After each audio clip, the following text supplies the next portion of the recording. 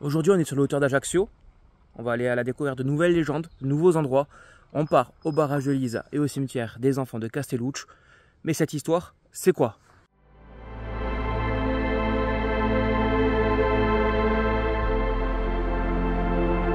Sur les hauteurs d'Ajaccio se cachent les ruines silencieuses du cimetière du bagne des enfants de Castelluccio. Un lieu chargé d'histoire où les âmes brisées reposent dans l'ombre des cyprès.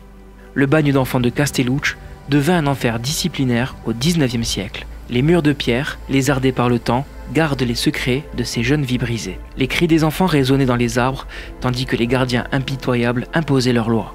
La faim, la maladie et la solitude étaient leurs seuls compagnons constants.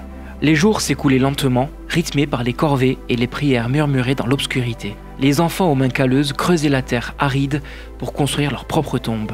Le cimetière, à l'ombre du barrage de Lisa, était leur dernier refuge.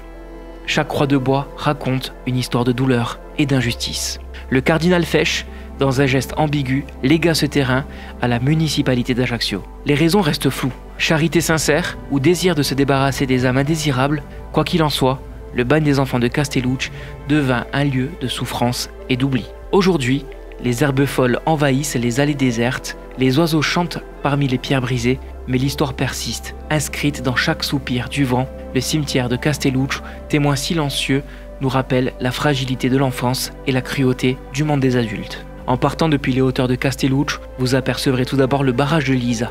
Niché au cœur d'un maquis luxuriant et dense, ce barrage, construit au XIXe siècle, avait pour but à l'époque d'alimenter la ferme agricole de l'ancien pénitencier de Castelluccio. Les eaux retenues par ce barrage murmurent des histoires oubliées. Elles ont vu passer ces enfants, se baignent, leurs mains calleuses, puisant dans leurs forces fragiles pour ériger le monument de pierre. Leurs rires étouffés, leurs espoirs avortés, tout s'est mêlé à cette eau qui, aujourd'hui encore, reflète les nuages et les cyprès. Alors lorsque vous marcherez sur ces terres oubliées, écoutez attentivement. Peut-être que le murmure de l'eau vous contera l'histoire de ces enfants. Et peut-être, juste peut-être, vous découvrirez le mystère qu'il est le barrage, les fontaines et les âmes perdues de Castelluccio. Et si vous voulez en savoir plus sur l'histoire de ces enfants du bagne de Castelluccio, je vous invite à lire la bande dessinée Le bagne de la honte de Frédéric Bertocchini et d'Éric Ruxtul.